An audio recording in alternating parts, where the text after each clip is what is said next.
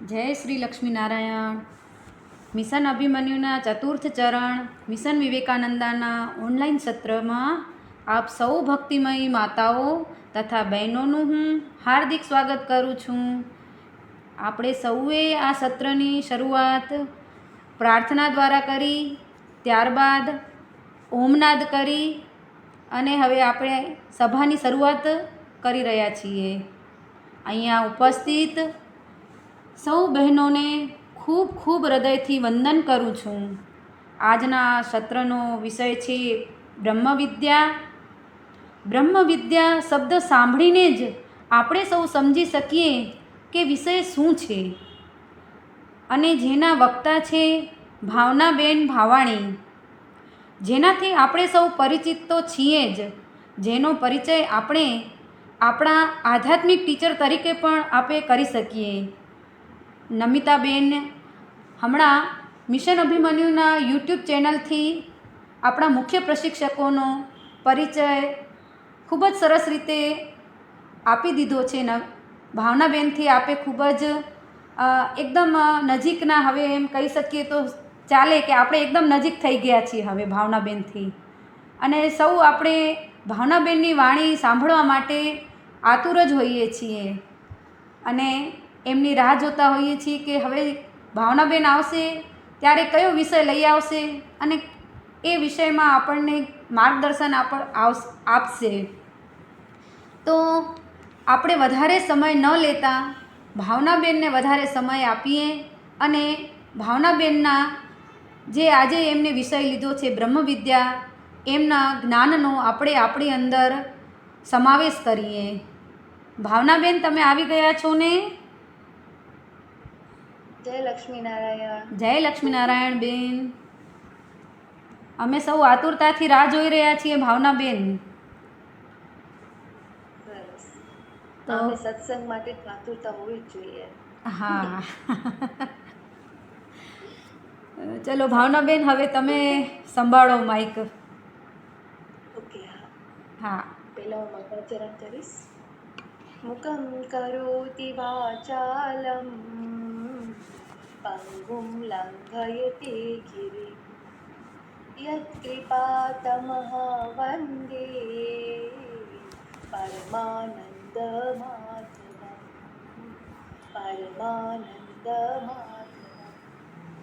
વામે યસ્ય સ્થિતા રાધા શિષ્ટ યસ્યાસ્તિ વક્ષસી વૃંદાવન વિહારંતમ શ્રીકૃષ્ણં હૃદિ ચિંતયે. આપ સર્વના હૃદયમાં વિરાજમાન ભગવાન શ્રી હરિને વંદન કરી જય લક્ષ્મીનારાયણ, જય ઉમિયામાં, જય શ્રી રામ, જય શ્રી કૃષ્ણ, જય ભારત, જય સનાતન. આજે આપણો ટોપિક છે બ્રહ્મવિદ્યા. બ્રહ્મવિદ્યા સૌથી પહેલાં તો હું એ ડિફાઇન કરી લઉં કે બ્રહ્મવિદ્યા એ કોઈ એક સમય માટે આપવામાં આવતું ટોપિક નથી. જ્યારે પણ શ્રી હરિની ઈચ્છા હશે અને હું વિવેકાનંદામાં જોડાઈશ ત્યારે મારો ટોપિક બ્રહ્મવિદ્યા જ રહેશે. બ્રહ્મવિદ્યા એક એવી વિદ્યા છે કે જે ભણ્યા પછી બીજી કશું જ ભણવાની જરૂર નથી રહેતી અને એને ભણ્યા વગર બાકી ભણેલું અધૂરું લાગે, એટલે એને બ્રહ્મવિદ્યા કહેવામાં આવે છે. એક એવી દ્રષ્ટિ સમજણની કે જો એ આપણે કેળવી લઈએ ને તો આપણે જીવનમાં શાંતિ મળે અને જીવનની ખરેખર વિકાસ તરફ ગતિ થાય. જીવનનો વિકાસ આપણે બધાને કરવો છે, પણ વાસ્તવમાં આપણે જીવનનો વિકાસ કરીએ છીએ કે અહંકારનો વિકાસ કરીએ છીએ એ આપણે વિચારવાની વસ્તુ છે. અહંકાર એટલે અહમ, બરાબર? અને આ અહંકાર માત્ર જીવનને લગતા પ્રશ્નોમાં નથી, જીવન પછીનું જે જીવન છે જેને દિવ્ય જીવન કહેવાય, એ દિવ્ય બને એના માટે અત્યારે જે સાવધાની અને જાગૃતિ રાખવી પડે ને એના માટે બ્રહ્મવિદ્યા છે. અને આ સેશનમાં આપણે જેટલા પણ છીએ કનેક્ટેડ, હું આશા રાખીશ કે હું જે પ્રશ્ન કરું ને એના જવાબ મને તમે આપો. મારું આ કન્વર્સેશન સેશન છે. હું કોઈ પોલિટિકલ પાર્ટીની વ્યક્તિ નથી કે હું બોલ્યા જ રાખું અને તમે સાંભળ્યા જ રાખો. એટલે આપણે સંવાદ કરવાનો છે અને એનાથી કંઈક અમૃત મેળવવાનું છે.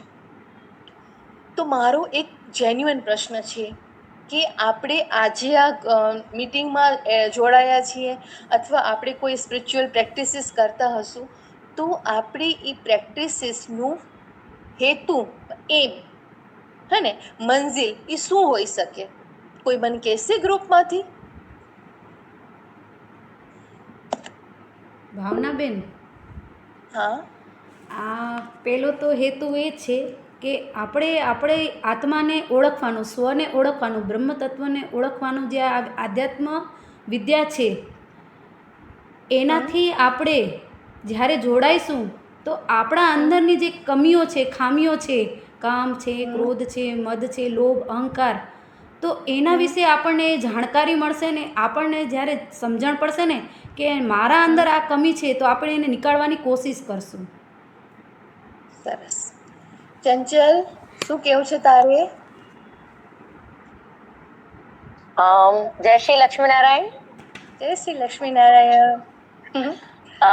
મારો ઉદ્દેશ્ય તો ये है कि जी सर्व शक्तिमान कही के सर्वपरि कही જે હે મતલબ પરમ પિતા પરમાત્મા એને જાણી, કારણ કે એ તો બ્રહ્મ છે, એને જાણી એના સમ થવું ને એનામાં વિલીન થઈ જાઉં.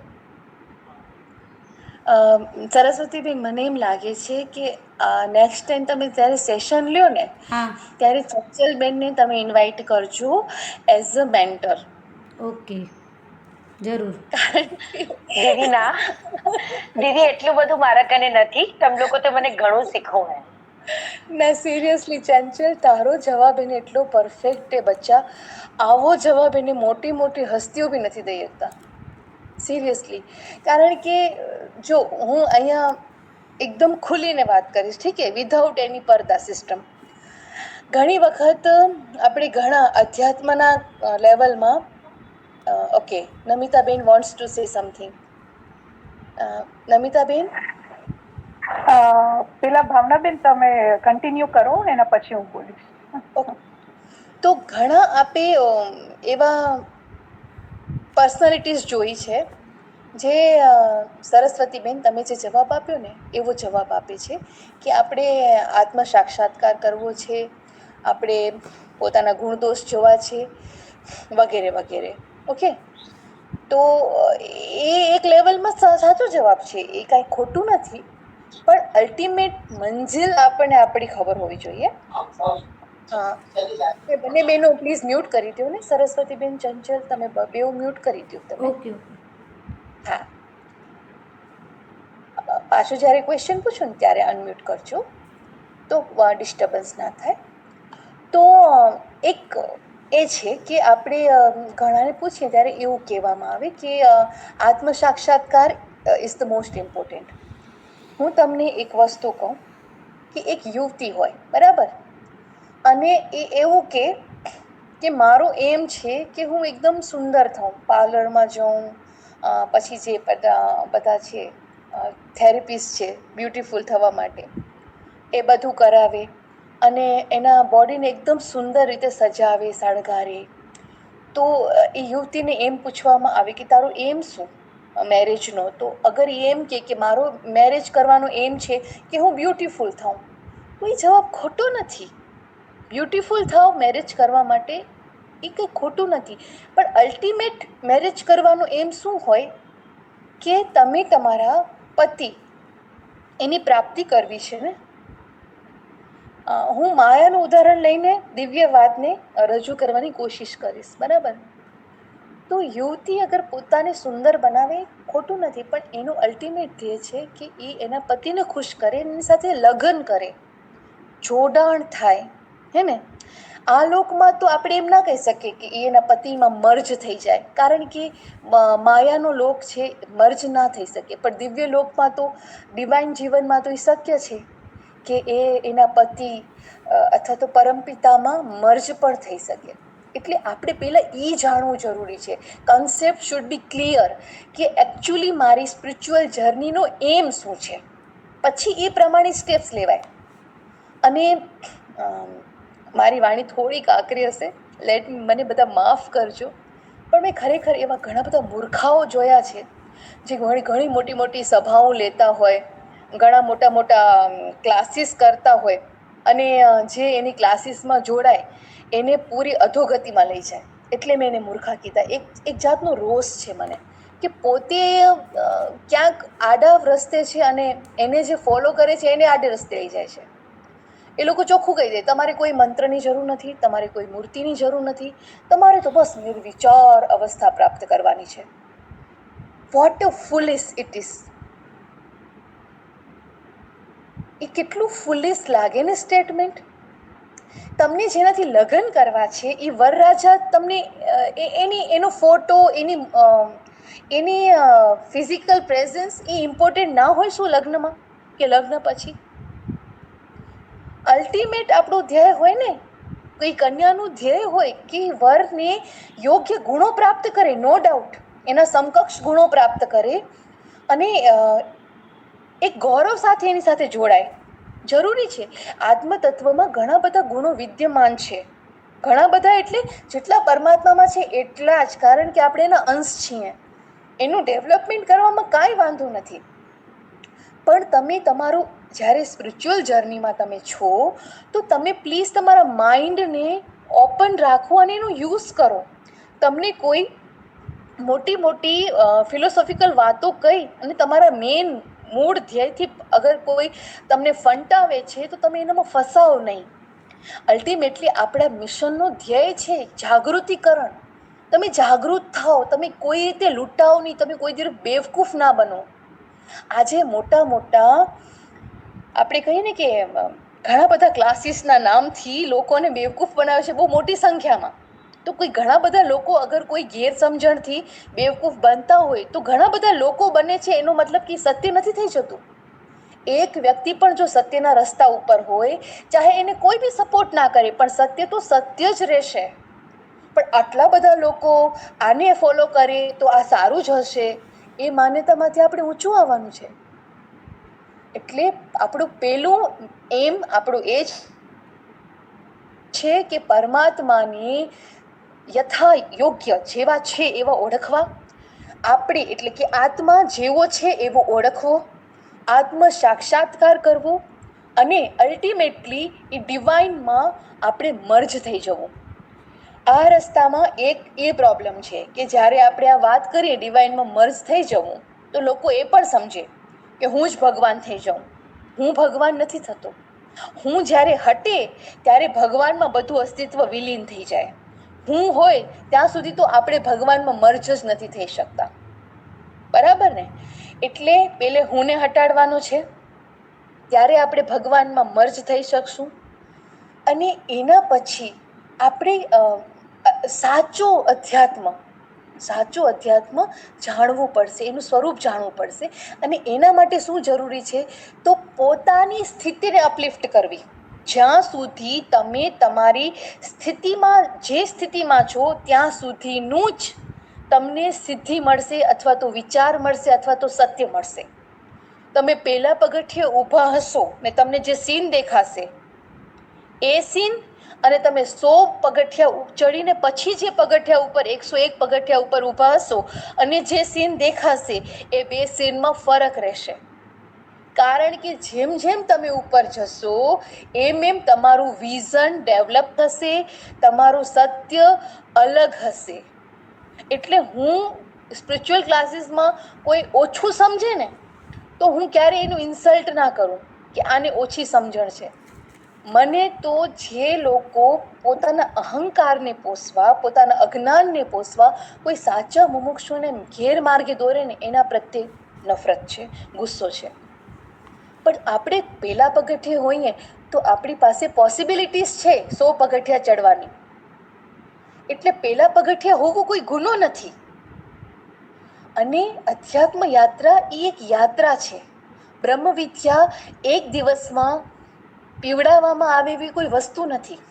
એ જીવન જીવવાનો એક તરીકો છે, સત્ય તરફનું તમારું એક કેવું એટીટ્યૂડ છે, કેવું વલણ છે, એ કેટલું ચેન્જ થાય છે એના માટેની એક આપણે કહીએ ને કે એક સિસ્ટમેટિકલી યાત્રા છે.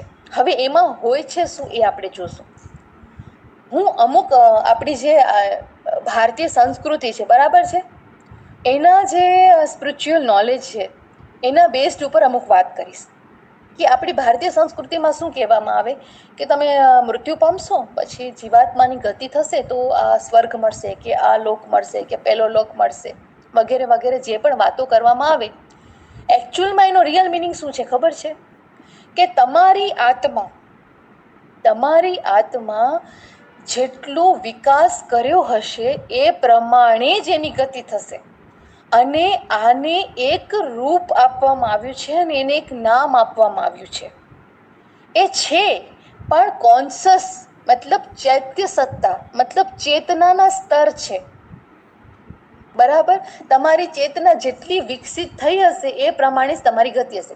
તો હવે મને ઓળખવું હોય કે મારી ચેતનાનો વિકાસ કેટલો થયો હશે તો હું શું કરીશ, તો જે મારાથી પહેલા જેને આવો વિકાસ કર્યો હશે એને શું એને રિસર્ચ કરી એને કેવા રિપોર્ટ બનાવ્યા એના પ્રમાણે હું પણ પ્રયોગ કરું અને મને ખબર પડે તો હું એ ચીજને પામી શકું. બરાબર, એટલે વૈજ્ઞાનિક તરીકેથી સ્પિરિચ્યુઅલ યાત્રા કરવી. ફોર એક્ઝામ્પલ, આ લોકમાં જ્યાં સુધી આપણી સ્થિતિ હોય આપણી ચેતના આ લોક સુધી જ હોય, બરાબર, આપણે ભગવાનને લાસ્ટ ડેસ્ટિનેશન માની અને આપણે જો યાત્રાની શરૂઆત કરીને આપણે આ લોક પૂરતું જ હોય તો આપણામાં કેવા કેવા લક્ષણો હોય તો એની એક વાત કરું. જેની ચેતના આ લોકમાં જ ફસાયેલી હોય ને એને સૌથી પહેલા બધાથી મોસ્ટ ઇમ્પોર્ટન્ટ ચીજ એના માટે શું હોય તો પ્રસિદ્ધિ. સિદ્ધાંત મારો ગોલી મને છે ને પ્રસિદ્ધ થવું છે, યેન કેન પ્રકારેણ, જેમ થતું એમ થાય, મારે પ્રસિદ્ધિ જોઈએ, મારે લોકોમાં માન સન્માન જોઈએ. એના માટે મને સત્ય સાથે સમજોતો કરવો હશે તો હું સમજોતો સત્ય સાથે કરી લઈશ, સિદ્ધાંત સાથે કરી લઈશ, પણ મારે મારી મોટાઈ વધારવી છે. જો આ કેરેક્ટર જેનામાં દેખાય અથવા તો આપણે સ્વનું જ નિરીક્ષણ કરીને આપણામાં જો આ કેરેક્ટર દેખાય તો આપણે સમજી લેવાનું કે હજુ આપણે આ લોક પૂરતી જ ચેતના છે, આ લોકથી આપણી ચેતના ઉપર નથી ગઈ. બીજું લક્ષણ કે અગર ઈ તપ કરશે, ઠીક હે, એ ધર્મ પાડશે, જે કહેવાતો ધર્મ હોય હે ને, રિજિડિટી, અને એ અથવા તો કોઈ જ્ઞાન શીખશે, સ્પિરિચ્યુઅલ ક્લાસ એટેન્ડ કરશે, કોઈ સંસ્થાથી કોઈ ગુરુ પરંપરાથી અગર એ જોડાશે હે ને, જ્ઞાન શીખશે અથવા તો વૈરાગ્ય શીખશે અથવા તો સત્સંગ કરશે કરાવશે, આ કાંઈ પણ આ ચીજ કાંઈ પણ તમને ઉપર છલ્લું આ કાંઈ પણ સારું સારું દેખાતું હશે ને એની પાછળનું મેઇન ઇન્ટેન્શન શું હશે, મને આ લોકમાં બધા સારું કે. હું તમને એક્ઝામ્પલ દઈને પણ કહી શકું. એક ભાઈ હતા ને, તો એ જે સંસ્થામાં રહેતા હતા ને ત્યાં બપોરે જમવાનો સમય થાય એટલે લોકો જમવા તો જતા જ હોય. હવે એ શું કરે, એ છે ને દરવાજા પાસે ઊભા હોય એટલે ઓફિશિયલી આપે બધા દરવાજા પાસે ઊભા હોય તો આપણા બધા મિત્રો કે કોઈ પણ આપણને કહે ને ચલો જમવા જઈએ અંદર, એમ કેમ હોલની બહાર ઊભા છો, ચલો ને આપણે જમવા જઈએ. ત્યારે એ કહેશે, અરે મારે તો શ્રાવણ મહિનો છે, મારે તો ઉપવાસ છે. અગર તારો ઉપવાસ છે તો તું જમવાના હોલની બહાર શું કામ ઊભો છે? તારે તારા ઉપવાસની શું કરવાની છે? એડવર્ટાઇઝમેન્ટ. તને ઉપવાસથી પરમ તત્વને રાજી કરવાનું ઇન્ટેન્શન નથી. તને આ લોકમાં દેખાડવું છે કે તું શ્રાવણ મહિનો પૂરો કરે છે. તો આ કહેવાય આ લોકની ચેતના, આ મટીરિયલિસ્ટિક વર્લ્ડની ચેતના. આમાં ઘણું બધું હોઈ શકે. ફોન કરે, હાઉસવાઈફ હોય ને તો ફોન કરે કે હા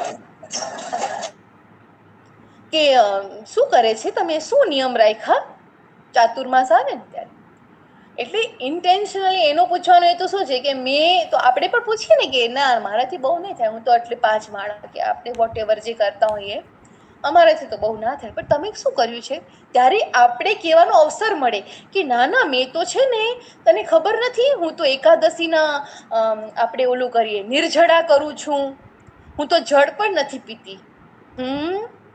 જળ પણ નથી પીતી અને શ્રાવણ મહિનો તો આખો, અને હા ચાતુર્માસમાં પણ હું તો છે ને ધારણા પારણા કરું, એક દિવસ જમું એક દિવસ ભૂખ્યો રહું. કોના માટે? તમને બધાને ખબર પડે કે મારાથી મોટું તપસ્વી કોઈ નથી, એટલા માટે. તો આવા લક્ષણ હોય તો આપણે આ લોકના મુક્ત છીએ.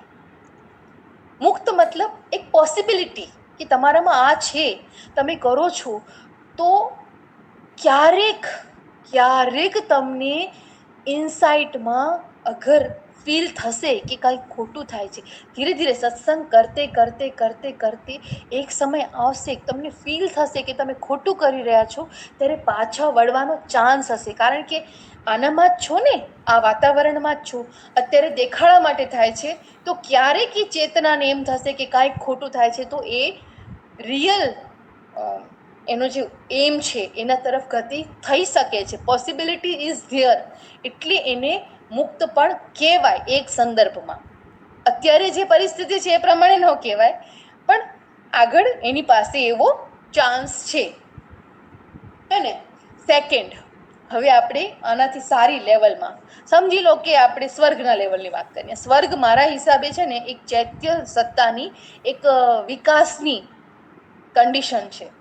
તમારી ચેતના જેટલી વિકાસ થાય એ પ્રમાણે સ્વર્ગની ડેફિનેશન છે.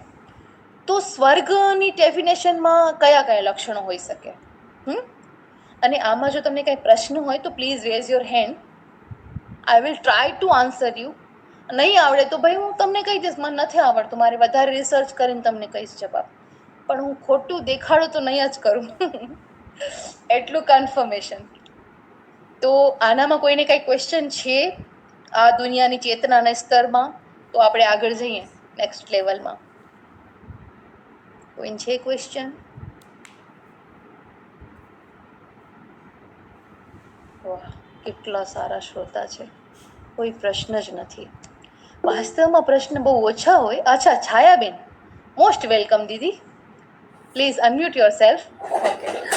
ભાવનાબેન, તમે જેમ કહ્યું કે આપણે હંમેશા એવું લાગતું હોય કે આપણે તેને બતાડવા માટે કરતા હોઈએ, નામ જપ આ તે, બરોબર છે, કંઈ પૂછેલે આપણે તરત જ કહેતા હોઈએ કે હું આ કરું છું, હું આ કરું છું, તો એ કંઈ પોતાનો અહંકાર જ ન હોય?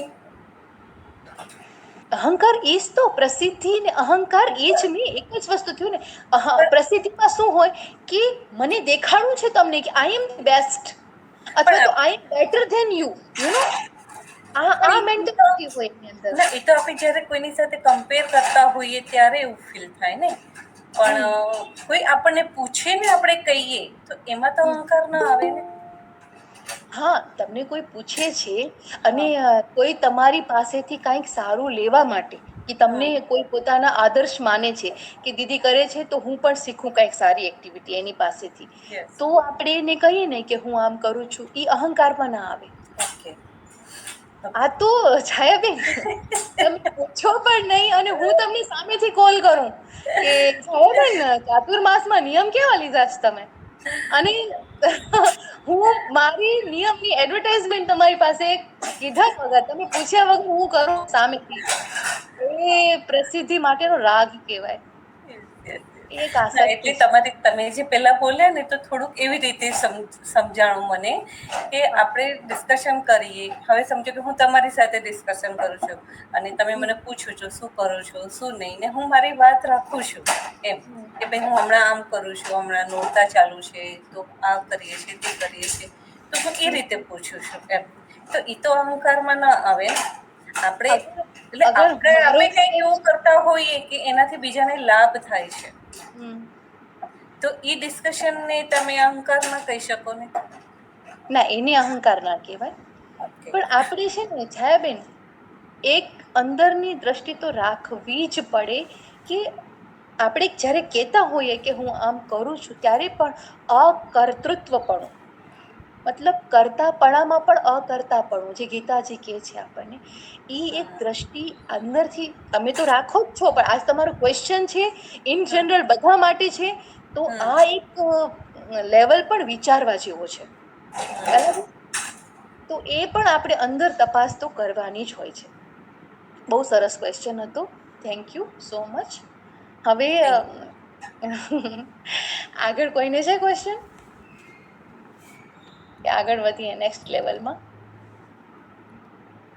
ઓકે, નેક્સ્ટ લેવલ છે સ્વર્ગ. એટલે એ લેવલમાં કઈ ચેતના કામ કરતી હશે એ પ્રમાણે. આમ કાંઈ તમે આમ ઇમેજિનરી સ્વર્ગ જોશો તો ટીવી સિરિયલ્સમાં તો એવું જ બતાવે, બધા ધુવાડા ઉડતા હોય અને બધા જેટલા ઘરેણા દેખાય એટલા બધા પહેરી લીધા હોય, અને જેટલા ક્વેશ્ચન હોય એ અમુક જાતના જ હોય. તો એવું કાંઈ નથી, એ ફક્ત ઓના માટે છે, દેખાવા માટે. બટ એકચ્યુઅલમાં તમારી ચેતના કેવી છે એના ઉપર ડિપેન્ડ કરે. તો ત્યાં જે રહે છે, જે ચૈત્ય વિહાર છે, ત્યાં એમના ઇન્ટેન્શન્સ કેવા હોય, એમના વિચાર કેવા હોય, તો એ લોકો જે ક્રિયા કરે, મતલબ કોઈ પણ એક્શન્સ હોય, જેમ કે ફોર એક્ઝામ્પલ પૃથ્વી કરતા, મતલબ કે પૃથ્વીની ચેતના જે ફીલ કરે છે, હા ને, આ ફિલિંગ એક્સપિરિયન્સ બેઝડ છે. કારણ કે મારું ઇન્ટેન્શન છે તમને અહીંયા જ બધું ફીલ કરાવી દેવું, એટલે પછી તો આઘાત ના રહે કે તમે મર્યા પછી સ્વર્ગમાં જવાનું છે, નહીં, અહીંયા જ બધું દેખાડી દેવાનું છે. ભાગવતજી છે ને જેમ કે છે ને કે તમે આ કરશો તો તમને આ ગતિ થશે, આ કરશો તો આ ગતિ થશે, એ મર્યા પછી તો હશે અથવા છે જ, પણ અત્યારે પૃથ્વી ઉપર પણ છે, જો એને વિશ્વાસ ના આવતો હોય તો. કારણ કે ચેતનાનું જેટલું વિવિધીકરણ છે એટલી બધી સ્થિતિ અહીંયા પણ છે, હે ને. 1000 ટાઈપ્સ ઓફ ડિફરન્સીસ હિયર. તો એમાં એક છે કે કંઈ પણ સારું સારું પદાર્થ ભોગવવું, પોતાના ઉપર જ કેમેરો રાખજો તો વધારે ક્લિયર થશે. સારું સારું કંઈક પદાર્થ હોય એને ભોગવવું, એને ઇસ્તેમાલ કરવું, ભોગવવું એટલે ઇસ્તેમાલ કરવું. પછી મ્યુઝિકલ ઇન્સ્ટ્રુમેન્ટ્સ હોય એને શીખવા, અથવા તો ગાવાની કળા શીખવી, હે ને.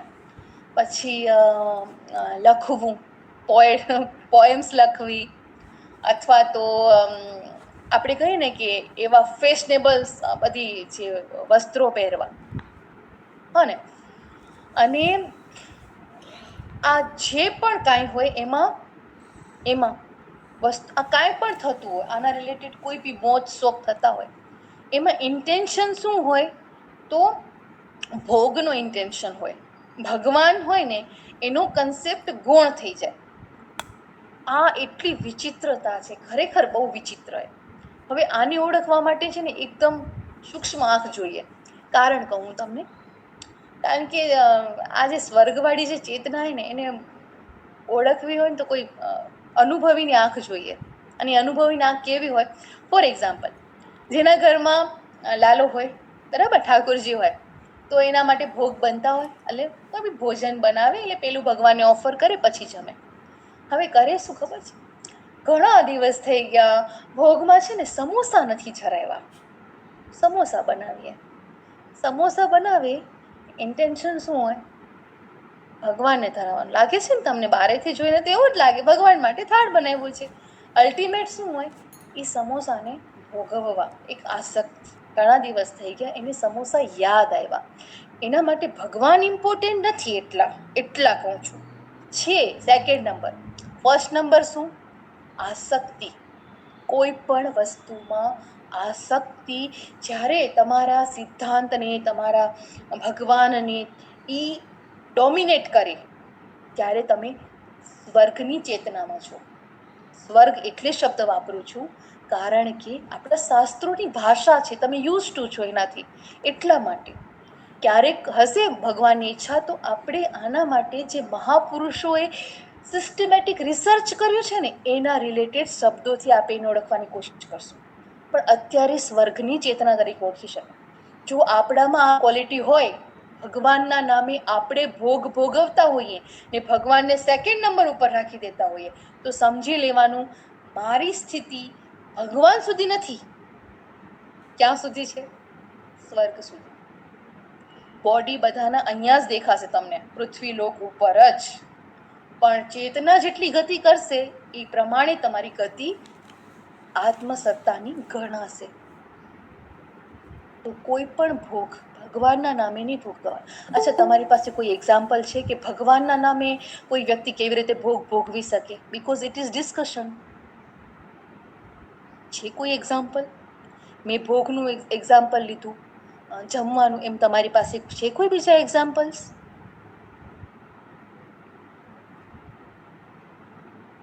આ ટાઈમ 4 વાગ્યાનું છે, તો ચાય પીધા વગર ઊંઘ આવી ગઈ એવું તો નથી ને કે પછી હું એકલી જ ફોનમાં? ભાવનાબેન, ના તો સારું. એમ હું કહું એક એક્ઝામ્પલ બોલો. મારી રીતે હા, આપું બોલો. છું. જેમ કે આપો. તાનસેન હતા ને અકબર રાજાના સભામાં, જે એનું સંભળાવતા સંગીત, અને તો એ રાજાને પ્રસન્ન કરવા માટે હતો. અને એના જે ગુરુ હતા એ હરિદાસ. હા, હરિદાસ. એને તાનસેને કીધું કે, એટલે અકબર રાજાએ કીધું કે તારાથી સરસ તો કોઈ આ દુનિયામાં કોઈ સંભળાવશે જ નહીં. તો તાનસેને કીધું કે હું તો તમારી માટે સંભળાવું છું, પણ જે મારા જે ગુરુ છે ને એ ઈશ્વરના માટે સંભળાવે છે ને, એ એકદમ મારાથી પણ હું તો એના સામે કાંઈ જ નથી. એટલે મતલબ કે જે ભગવાનના સામે જે સંભળાવે, ભગવાન માટે જે કરે છે, એ એક એના માટે કોઈ ઉપમા જ નથી એમ.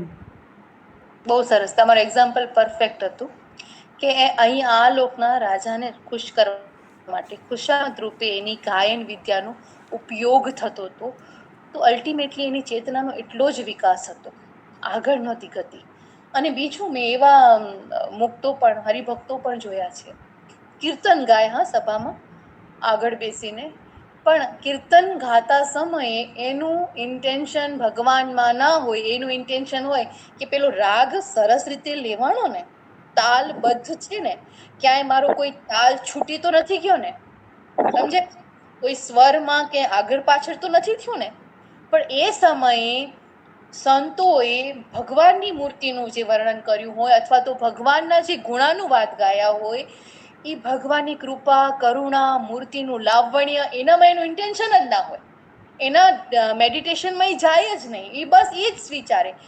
એમાં આપણે પણ આવી શકીએ, કોઈ આઠમના કીર્તનમાં કે કોઈ એકાદશીના કીર્તનમાં કે ભજનમાં આપણું ઇન્ટેન્શન એમ હોય કે હું સારામાં નવામાં નવું ભજન ગાઉં ને, કોઈએ ન ગાયું હોય તો આમ વટ પડે મારો, તો આપણે ચેતના ત્યાં સુધી જ કહેવાશે, એમથી આગળ નહીં કહેવાય. આપણે ભગવાનને ખુશ કરવા માટે ગાઈએ છીએ કે જે 8-10 ભેગા થયા છે એનામાં ઇમ્પ્રેશન પાડવા માટે ગાઈએ છીએ?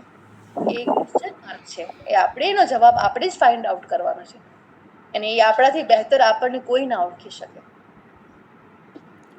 હંસાબેન, કઈ કેવું છે તમારે? અનમ્યુટ છો. પહેલી વાર જોઈન થઈ છું ને. હા, કાંઈ નહીં હંસાબેન, તમે છે ને મ્યુટ છે ને 3જા નંબરનું બટન, એને ટચ કરી દેશો ને તો તમારો અવાજ છે ને ક્લાસમાં નહીં આવે. 3જા નંબરનું છે મિડલ, એને જસ્ટ ટચ કરી દો. ઓકે, હા, બસ, થેન્ક યુ. તો એક આ ચેતના હતી. આમાં કોઈ પ્રશ્ન હોય તો કયો, અથવા તો વિચાર રજૂ કરવા હોય તો પણ બોલો, નહીતર આપણે આગળ જઈએ. છે કોઈને પ્રશ્ન? બધા સંમત જ છે, જે બોલવું હોય બોલો ને તમ તારે. અમારે તો બપોરના ટાઈમમાં સારું એવું ઠંડુ મોસમ છે. ના ના નમિતાબેન, તમે તો અવેર છો. આગળ જઈએ, ચલો. 3જું છે, હવે છે ને હું ધામના નામ નહીં બોલું, કારણ કે છે ને લોકો બહુ જ વિવાદમાં પડી જાય, નામ ઉપરથી જ એટલા ડખા થાય છે ને, એટલે સમજો કે એનાથી આગળનું લેવલમાં સમજી જાજો, આનાથી આગળનું લેવલ એ છે ને એમ જ કે ધર્મ ઇઝ ઇમ્પોર્ટન્ટ. ઠીક છે, મર્યાદા બહુ જ જરૂરી છે, મર્યાદાથી વાંથે કાંઈ નથી. અને ખુદ ઠાકોરજી કે ભગવાન, અથવા તો ભગવાનમાં રસબસ થયેલા સંતો કે ગુરુદેવ, ગુરુજન કે ગુરુ સત્તા એને કંઈ આદેશ કરે અને એમ લાગે કે થોડું ઘણું એના માનેલા ધર્મો પ્રમાણે, હા, એકચ્યુઅલમાં ધર્મોમાં કોઈ ઠેસ લાગે એવી કોઈ ગુરુ સત્તા કે ભગવાન આદેશ કરતા જ નથી, પણ એને કંઈ માની રાખ્યું હોય ને કે આ ધર્મ કહેવાય કે આ મર્યાદા કહેવાય, અને એમાં જો એને એમ લાગે ને કે મારે સેટલમેન્ટ કરવું પડશે, ભલે નહીં પછી ગુરુ સત્તાથી આદેશ આવ્યો હોય કે પરમ સત્તાથી આદેશ આવ્યો હોય, પણ એ ન માને એટલે ન જ માને. તો સમજી લેવાનું કે એ આનાથી થર્ડ લેવલનું છે, ફાઇનલ ડેસ્ટિનેશન સુધી નથી પહોંચ્યું, એની ચૈત્ય સત્તા એટલાથી આગળ નથી પહોંચી. અને આમાં જેટલા ગોટાળા વળ્યા છે ને આ લેવલમાં, એટલા તો બીજે ક્યાંય નથી વળ્યા. કારણ કે ધર્મના નામે જે ધતિંગ હાલે છે ને, બાબા ભગવાન બચાવે, એટલું ખતરનાક ધતિંગ હાલે મર્યાદાના નામે. હા, મર્યાદાના નામે આપણે બહેનોને જે વિકાસ અટકાવવામાં આવ્યો ને એટલું બીજું ક્યાંય નથી. મર્યાદાના નામે મોઢા બંધ કરાવવામાં આવ્યા છે. મર્યાદાના નામે તમે મૌન રાખશો તો જ તમે રિસ્પેક્ટ કર્યું ગણાશે. What is this? આ રિસ્પેક્ટનો કયો પ્રકાર છે? સમજણ વગરનો. તમને તમારું શરીર ફક્ત સ્ત્રી છે ઇટ ડઝન્ટ મીન કે તમે કોઈ ક્વેશ્ચન નથી કરી શકતા, કે તમે તમારો પક્ષ રજૂ નથી કરી શકતા. આપણે કોઈ વડીલને પ્રશ્ન પૂછીએ એનો અર્થ એ નથી કે આપણે એનું અપમાન કરીએ છીએ, પણ ખરેખર ઘણી જગ્યાએ એવું છે કે વડીલો કે એટલે બસ પૂરું જ થઈ ગયું. હું તમને એક પ્રશ્ન કરું, વડીલ કે પૂરું થઈ ગયું, પણ એ વડીલની અંતરચેતના શું આપણી અંતરચેતના કરતાં વિકસિત છે? શું વડીલ માન આપવા યોગ્ય? મને એક પ્રશ્નનો જવાબ દો. કોઈની ઉંમર વધી જાય તો શું એના બધા ડિસિઝન સાચા હોય? શું એનું જીવન દર્શન પરફેક્ટ જ હોય? પહેલાં જે થતું ને આપણા ભારતીય સમાજમાં કે કોઈ વ્યક્તિ વડીલો કીધું એટલે બસ આપણે આંખ મૂંદીને બસ માની જ લેવાનું, એ હવે નહીં ચાલે. હવેની જનરેશન પ્રશ્ન પૂછશે, સમજણવાળી જનરેશન છે. એ તમને પૂછશે, તમે અમને કહો છો ને અમે કરવા માટે તૈયાર છીએ, પણ અમને સમજાવો તો ખરા આની પાછળનું રીઝન શું છે. અમે ઘેટા બકરાની જેમ તમને ફોલો નહીં કરીએ, સામાજિક રીતે પણ નહીં, સ્પિરિચ્યુઅલ રીતે પણ નહીં. યુ હેવ ટુ આન્સર, અને એ આન્સર માન્ય હોય, અને આપણે કહીએ ને કે એક તર્કની રીતે પણ અને એક યોગ્યતાની રીતે પણ માન્ય હશે તો અમે તમારા કરતાં વધારે સારી રીતે એને ફોલો કરશું.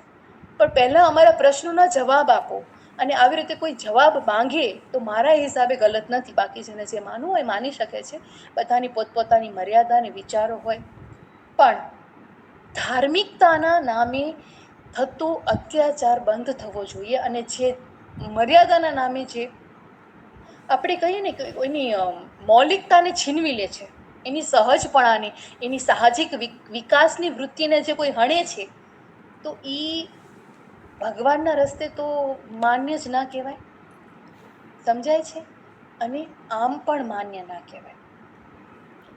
તો મર્યાદાનું એકાદ બે એક્ઝામ્પલ્સ આપણે જોઈ કે ફોર એક્ઝામ્પલ આપણે છે ને વસ્ત્રો સારી રીતે પહેરવાના, એક ધાર્મિક મર્યાદા છે, નો ડાઉટ પહેરવાના.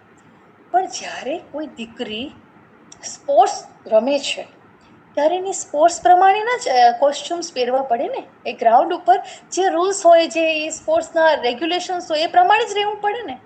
તો તમે એમ કહો કે ના તારે તો છે ને પંજાબી સૂટ પહેરીને જ જવાનું, તો આનાથી વાહિયાત મર્યાદાનો કન્સેપ્ટ બીજો કોઈ પણ ના હોઈ શકે. એટલે મર્યાદાને નામે કોઈના અસ્તિત્વને કચેડવું એ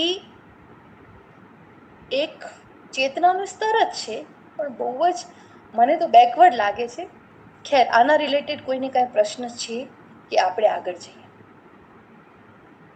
આપણી માનસિકતા બ્રોડ હોવી જોઈએ ને આપણે વિકાસના હરેક પહેલુંને વિચારી ને એમાં કેવી રીતે આપણા મૂલ્યો સાચવીએ એના ઉપર વધારે ધ્યાન દેવું જોઈએ. મને તો સાર આટલો જ લેવા જેવો લાગ્યો. આપણે વિકાસ પણ સાધવો છે ને આપણા મૂલ્યોને પણ સાચવવા છે, પણ વિવેકની દ્રષ્ટિ હશે તો આપણે સફળ થશું. આમાં કોઈને પ્રશ્ન છે?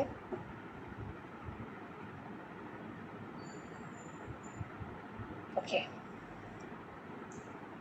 સરસ્વતીબેન, મારે સમય તમે કેટલા વાગ્યા સુધીનો આપ્યો છે એ તો કહેજો, નહીંતર હું તો આમ જ પછી બહુ વાગી જશે. ભાવનાબેન 3:30 થી 4:30 આપણું સેશન રહે છે ને. તો મારે કેટલા વાગે પૂરું કરવાનું એ તો કયો. સમાચાર તો થયા. હા, 4:15 થયા. હજી કોઈને પ્રશ્ન જવાબ પૂછવા હોય તો એ પૂછે, નહીં તો પછી 15 મિનિટમાં આપણે બંધ કરીશું પછી. એક સ્ટેપ આગળ લઉં કે હા ના લઉં? હા, લઈ લો ને. પ્રશ્ન કોઈના આવ્યા નથી તો લઈ લો એક સ્ટેપ આગળ હજી. ધન્યવાદ. આપણે આ લાસ્ટ ડેસ્ટિનેશન નથી, પણ આનાથી આગળ પણ એક છે લેવલ. હા, આ લેવલ તો મને એવું નથી, કારણ કે આપણામાંથી બહુ ઓછા હશે આવા, પણ મેં આવા ઘણા દર્શન કર્યા છે મારા જીવનમાં. શું કરે ખબર છે? નકરું તપ જ કર્યા કરે. તપ તપ તપ તપ, બસ તપ જ કરો. બાધાઓ રાખે. જો હું કોઈનું મજાક ઉડાવવા નથી માંગતી, હા, પણ રિયાલિટી બદલશે ને એ પણ એટલું જ સત્ય છે. તપ કરે અને એના તપમાં ઘસારો આવે ને એવું વચન ગુરુ સત્તાનું પણ ના મનાય ને પરમાત્માનું પણ ન મનાય. તો એ એક લેવલ છે. જેવી રીતે કે આપણને ભગવાન શ્રી કૃષ્ણ એકદમ સારી રીતે ગીતાજીમાં કહ્યું છે કે તમારો આહાર વિહાર સમ્યક રાખો, સમ રાખો. હો, તો આપણને કોઈ શાસ્ત્રોમાં ક્યાંય એવું નથી કહ્યું કે તમે છે ને એક કામ કરો, તમે ભૂખે મરી જાઓ, તમે છે ને સારા વસ્ત્રો જ ના પહેરતા, તમે છે ને બહાર જતા જ નહીં, ક્યાંય મેળાવડામાં ના જતા, પોતાની જાતને પૂરું ડિટેચ કરી લો સોસાયટીથી. આવું ક્યાંય લખ્યું નથી. પણ ખરેખર તમને બિલીવ નહીં કરી શકો, ખરેખર એવા છે અમુક કે આને સ્પિરિચ્યુઆલિટી માને છે. આ કઈ જાતની સ્પિરિચ્યુઆલિટી છે ને હું હજી સુધી મને સમજમાં નથી આવ્યું, પણ ખરેખર એવા છે. એ શું કરે? જાતે જાતે, હા, કોઈ ગુરુને નહીં પૂછવાનું, કોઈ શાસ્ત્ર સંમત નહીં. એને મન પડે ને ત્યારે 1 મહિનો ચોખા છોડી દે, 1 મહિનો ઘઉં છોડી દે, 1 મહિનો પેલું છોડી દે, ઓલું છોડી દે, અથવા તો કાંઈક ચપ્પલ પહેરવાનું છોડી દે, અથવા તો ઘણા એવા બધા છે કે જેને હું આ જાહેર મંચમાં નહીં કહી શકું. આપણને હસવું આવે, આપણને એમ થાય આની પાછળનું રીઝન શું છે, અને શું આનાથી ભગવાન રાજી થાય છે એની તમને ખબર પડે છે? કાંઈક તો તમારી પાસે હોવું જોઈએ ને, મગજ જેવી વસ્તુ. કરવું જોઈએ તપ, પણ તપ કરવામાં ફર્સ્ટ કન્ડિશન છે કે શું તમારી ચેતના એ લેવલની છે કે તમે સીધા જ પરમાત્માના મેસેજીસને ગ્રહણ કરી શકો છો અને ઇન્ટરપ્રિટ કરી શકો છો. તો તમે સીધા ત્યાંથી મેસેજને ઇન્ટરપ્રિટ કરી લો, ગ્રહણ કરી લો ને આચરણમાં મૂકો. It's so very nice. પણ ના થતું હોય તો જે સેન્ટર કનેક્ટેડ છે ભગવાન સાથે, એ સેન્ટર પાસે જાઓ ને, એ ગુરુ સત્તા પાસે જાઓ. એ ગુરુ સત્તાનો મતલબ એ નથી કે ફક્ત ભગવા વસ્ત્રો પહેરીને બેઠા હોય. તમારા ને મારી જેમ સાડી પહેરી હોય પણ અંદરનું આત્મતત્વ ગુરુ સત્તાનું હોય, તો ભગવાન સાથે કનેક્ટેડ હોય તો એની પાસે જાઓ. તમારું કનેક્શન નબળું છે, એનો પાવરફુલ છે, એને કહો કે મારે શું કરાય કે ના કરાય. એ તમને સાચી આંખ દેશે. કમસે કમ તમારું તપ લેખે લાગશે અને તપની મર્યાદા પણ ખબર પડશે. મન ધાર્યું તપ કરવાથી ઘણા શાસ્ત્રોમાં વિધાનો છે, અમુક વ્રતો છે બહુ જ સારા હોય, પણ એમાં કયો વિવેક રાખવો એ પણ એક આપણી પાસે વિઝન હોવું જોઈએ ને. કયા સમયે કઈ પરિસ્થિતિ છે એને જે અનુભવી હોય, જે બધી રીતે ધર્મને સંપૂર્ણ પરિપ્રેક્ષ્યમાં, મતલબ બધા જ વિઝનથી જોઈ શકે, અનુભવી શકે, એ સમાજની અત્યારની વર્તમાન પરિસ્થિતિને પણ જાણે, શાસ્ત્રની મર્યાદાને પણ જાણે, સત્યના સ્વરૂપને પણ જાણે, ને આપણી ચેતનાના વિકાસ માટે શું ને કેટલું જરૂરી છે એ પણ જાણે. ચેતનાના વિકાસ માટે ભોગ ઉપર કંટ્રોલ જરૂરી છે. એને તપ કહેવામાં આવ્યું છે. આપણે જેની સાથે રહીએ છીએ એના સ્વભાવ સહન કરવા અને મૌન ધારણ કરવું, ક્ષમા ધારણ કરવી એક મહાન તપ છે. તપનું સત્ય સ્વરૂપ પણ સમજવું જોઈએ ને. અમુક વસ્તુ ખાવાની છોડી દેવાથી તપ નથી થઈ જતું. પોતાને ડિટેચ કરીને મૌન ધારણ કરવાથી, મૌનનો અસલી મતલબ સમજવો જોઈએ. મૌન એટલે અંતરાત્માનું મૌન, માત્ર વાણીનું મૌન નહીં. અંતરાત્માના મૌનમાં તમે ભગવત સ્મરણ કરી શકો છો. જ્યારે તમે ભગવત સ્મરણ કરો ડૂબીને, તો એ તમારા જીવાત્માનું મૌન છે. એ લેવલ સુધી ગહેરાઈ છે મૌનની. તો મૌન રાખો. તમે જોજો, તમે જનરલી સમાજમાં જોજો, મૌનના નામે લોકો ઈશારાબાજી કરે છે. લોકો હાથેથી એક્શન કરે અથવા તો સ્લેટમાં લખી દે અથવા તો નોટબુક્સમાં લખી દે, તો એનું કયું જાતનું મૌન છે? મૌનનો મતલબ તદ્દન શાંત અવસ્થામાં પોતાના મૂળ તત્વમાં ડૂબવું. એ જે કરતા હશે એની પાસે તમે જોજો, એનો એક્સપિરિયન્સ કેવો ફેબ્યુલસ હોય. એટલે કોઈ પણ ચીજ કરીએ એનાથી પહેલાં આપણી પાસે એનું સંપૂર્ણ જ્ઞાન હોવું જોઈએ, અને ના હોય તો પોતાનું અજ્ઞાન ઓળખવું, અને જેની પાસે છે એવું જ્ઞાન એને ઓળખવા, અને એ કે એ પ્રમાણે કરવું, તો આપણી ચેતના આગળના લેવલમાં જાય. હવે મને લાગે છે કે આપણે આપણી ચેતનાના આ પૂરા અભ્યાસક્રમને અત્યારે સ્થગિત કરશું, પછી જેથી ઠાકોરજીની ઈચ્છા હશે તેથી આગળ જશું. અત્યારે બધાને મારા પ્રેમથી જય લક્ષ્મીનારાયણ, જય ઉમિયામાં. જય લક્ષ્મીનારાયણ. ભાવનાબેન, ખૂબ ખૂબ ધન્યવાદ તમને. આધ્યાત્મનો અર્થ અને આધ્યાત્મના આગળના પંથે જવાના અલગ અલગ લેવલ ચેતનાના સમજાવ્યા ખૂબ જ સરસ રીતે અને સરળ ભાષામાં. બહુ જ આનંદ આવ્યો. અને કોઈને કાંઈ પ્રશ્ન પૂછવા હોય તો એ પૂછી શકે છે. 5 મિનિટ છે હજી. જય લક્ષ્મીનારાયણ. ભાવનાબેન. જય લક્ષ્મીનારાયણ નમિતાબેન. બસ મને એ પૂછવું હતું કે પહેલા જે તમે પ્રશ્ન કર્યો ને કે આપણી સ્પિરિચ્યુઅલ પણ એવા ગ્રુપથી આપણે જોડાઈએ છીએ, આધ્યાત્મિક કોઈ પણ એવા મિશનથી જોડાઈએ છીએ, તો આપણું ઉદ્દેશ્ય શું છે? તો મારો ત્યારે હું જવાબ આપવાની હતી, સેમ જવાબ જે આપણા ચંચલબેને કહ્યું, તો મારું થોડીક સાધારણ ભાષા હોય બહુ તો હું એ જ કહેવાની હતી કે ભગવાનનું મહાત્મ્ય જાણ્યું. બચપનથી આપણે ભગવાનના બારામાં જે સાંભળતા આવ્યા છીએ, જે આપણને આપણા પેરેન્ટ્સે સમજાવ્યું અથવા તો ગુરુથી આપણને જાણવા મળ્યું, તો ભગવાનનું જે મહાત્મ્ય જ્યાં સુધી જાણ્યું છે, તો એમને મળવાની એક ઉત્કંઠા જાગે કે એ જે સાંભળ્યા છે એ સાચે કેવા છે.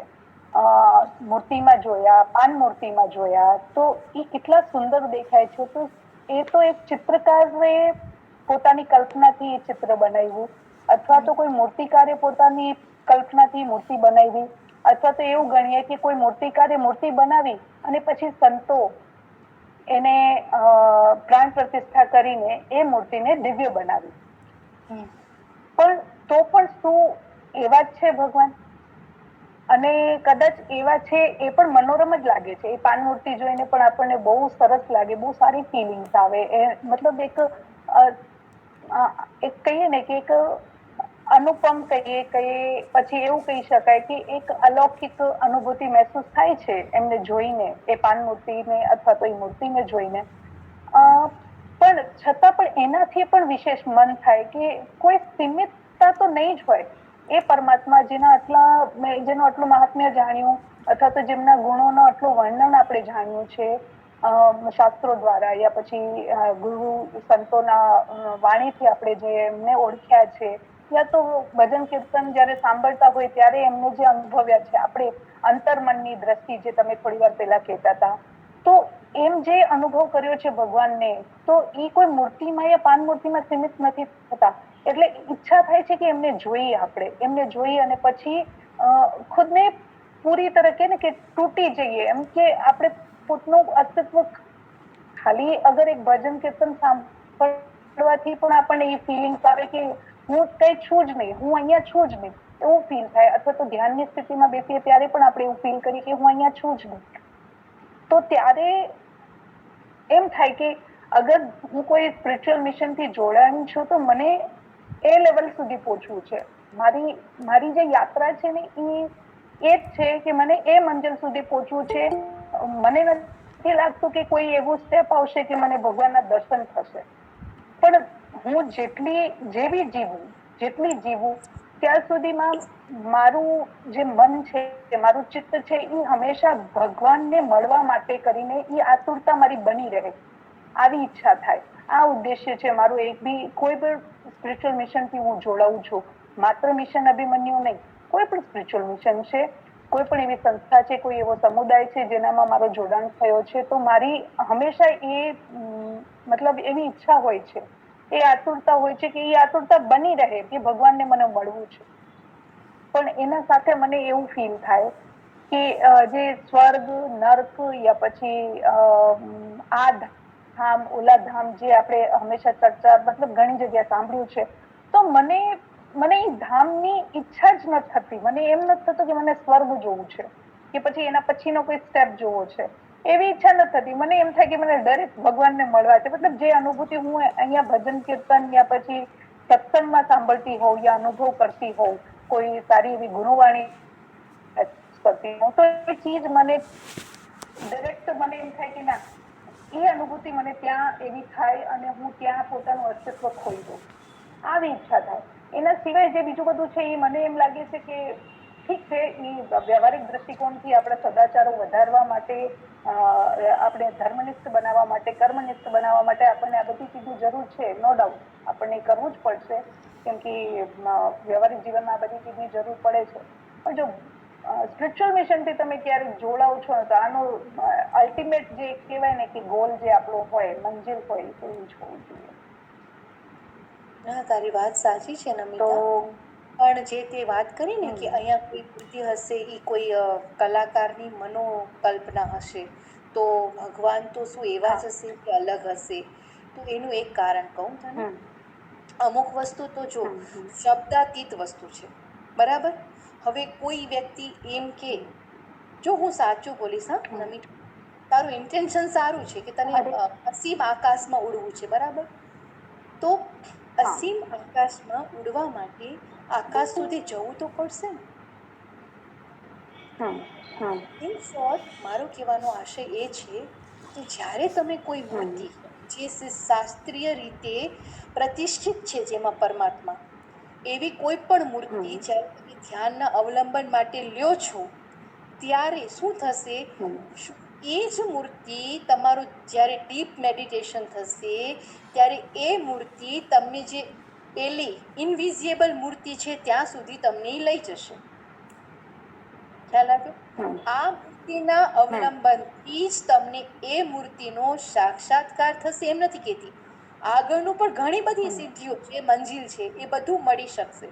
પણ કારણ કે અમુક વસ્તુ છે ને, એ જનરલમાં કહેવાની નથી હોતી. અમુક વસ્તુ, અમુક રહસ્ય આપણે કહીએ ને કે એનો ગીતાજીમાં આપણે કીધું છે, અધિકારી હોય એને જ આપવાનું જ્ઞાન. એ જ્ઞાન ખડે ચોકે બોલવાનું ના હોય. પણ એટલું ચોક્કસ કે જો અહીંયા તમે કોઈ મૂર્તિનો આધાર લેશો કે જે ખરેખર પ્રમાણિત છે, શાસ્ત્ર સંમત છે, વેદ વિધિથી એનું પ્રતિષ્ઠા કરવામાં આવી છે, તો એ મૂર્તિના આધારથી એ મૂર્તિ જ તમારા મનની અંદર જે ત્યારે તમે શરૂઆતમાં ધ્યાન કરો છો ચિત્તમાં, તો એ ધીરે ધીરે એ ધ્યાનને આત્માની ભૂમિકાએ લઈ જશે ને આત્માથી પારની ભૂમિકાએ પણ એ જ તમને લઈ જશે. એ માત્ર હમણાં સુધી આપણે સાંભળ્યું છે કે એ બસ બહારનું જ છે, એની લિમિટેશન્સ છે, તો એવું નથી. અને આ મારી વાત નથી, આ પરમ સત્યની ને પરમ સાક્ષાત્કારની ભૂમિકાએ જે મહાપુરુષોનું રમણ છે ને, એમની વાત છે. એટલે એ એમ જ હોય. છે ને? બરાબર. એ સારું છે તમારું. ના, એટલે ભાવનાબેન, મારું એ જ કહેવાનું થાય છે કે જ્યારે તમે જનરલ વાત કરો છો, તો મેં જે હમણાં તમારા સાથે જે વાત કરી, એ ખાલી એક મારા મનની વાત નથી.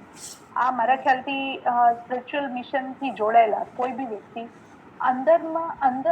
અંતર્મનમાં એ લોકોના મનમાં આ જ ભાવ હોય, હરેક વ્યક્તિને, કે ના, જેનો જેવો જે સ્ટેપ ઉપર એ પહોંચ્યા હોય, જેમ તમે કહો છો કે પેલા સ્ટેપ ઉપર તમે જે વિઝ્યુઅલ કરો છો, સેકન્ડ સ્ટેપમાં અલગ હોય છે, પછી ઉપર જેટલા વધારે પગથિયા છે, તો પછી તમારું વિઝ્યુઅલાઇઝેશન થોડુંક અલગ થઈ જાય છે.